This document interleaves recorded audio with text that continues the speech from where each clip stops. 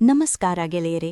ಇಂದು ನಾವು ಭಾರತೀಯ ಇತಿಹಾಸ ಮತ್ತು ಜೈನ ಧರ್ಮದ ಅತ್ಯಂತ ಪ್ರಭಾವಶಾಲಿ ವ್ಯಕ್ತಿತ್ವಗಳಲ್ಲಿ ಒಬ್ಬರಾದ ಭಗವಾನ್ ಬಾಹುಬಲಿಯ ಜೀವನ ಪಯಣವನ್ನು ತಿಳಿಯೋಣ. ಅಪ್ರತಿಮ ವೀರನೊಬ್ಬ ವೈರಾಗ್ಯದ ಹಾದಿ ಹಿಡಿದ ಕಥೆಯಿದು. ಬಾಹುಬಲಿಯು ಜೈನ ಧರ್ಮದ ಪ್ರಥಮ ತೀರ್ಥಂಕರರಾದ ಋಷಭದೇವ ಮತ್ತು ಸುನಂದಾದೇವಿಯ ಪುತ್ರ.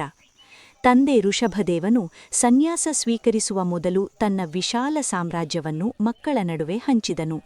ಹಿರಿಯ ಮಗ ಭರತನಿಗೆ ಅಯೋಧ್ಯೆ ಸಿಕ್ಕರೆ ಬಾಹುಬಲಿಗೆ ಪೋದನಪುರದ ರಾಜ್ಯ ಲಭಿಸಿತು. ಭರತನು ಚಕ್ರವರ್ತಿಯಾಗಲು ಬಯಸಿ ಎಲ್ಲ ರಾಜ್ಯಗಳನ್ನು ಗೆದ್ದನು. ಆದರೆ ಬಾಹುಬಲಿ ಅವನ ಆಧಿಪತ್ಯವನ್ನು ಒಪ್ಪಲಿಲ್ಲ.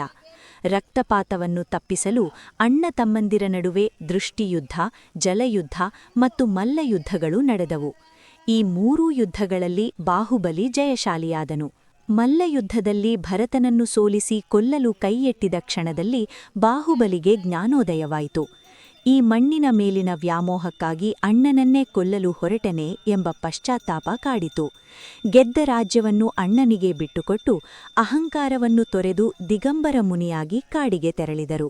ಬಾಹುಬಲಿ 1 ವರ್ಷಗಳ ಕಾಲ ಅಚಲವಾಗಿ ನಿಂತು ಕಾಯೋತ್ಸರ್ಗ ಮುದ್ರೆಯಲ್ಲಿ ತಪಸ್ಸು ಮಾಡಿದರು. ಅವರ ದೇಹದ ಮೇಲೆ ಬಳ್ಳಿಗಳು ಹಬ್ಬಿದವು, ಹುತ್ತಗಳು ನಿರ್ಮಾಣವಾದವು.